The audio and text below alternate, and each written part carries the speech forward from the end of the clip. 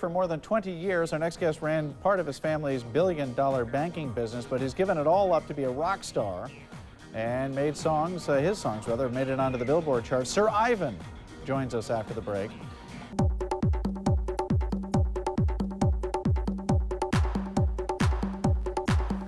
Some of a song by Sir Ivan. He used to help to run his family's banking business, but Sir Ivan recently retired his business suit and turned to the music industry. I read earlier that you had turned in your business suit in exchange for a cape, and I wasn't sure what to believe, but I see the cape here with you today. It's actually, I changed it to many capes. Many capes? Yes.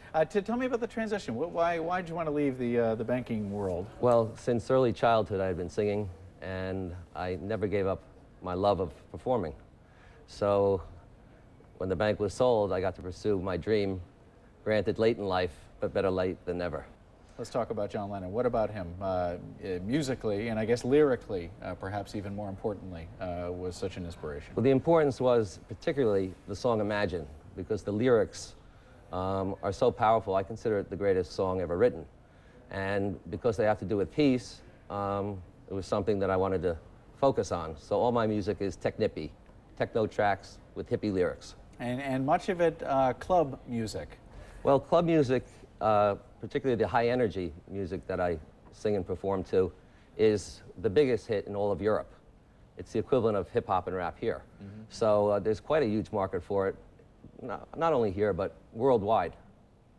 And the peace element. Obviously, there's so much going on in the universe these days that could be solved with peace. I guess getting to peace is the hard part. Well, how do you hope to help that out? Before the terrorist problem, the world's biggest terrorist was Adolf Hitler. So my father had the number from Auschwitz. So that historic past tied into... Your father survived 2 different concentration camps. Correct.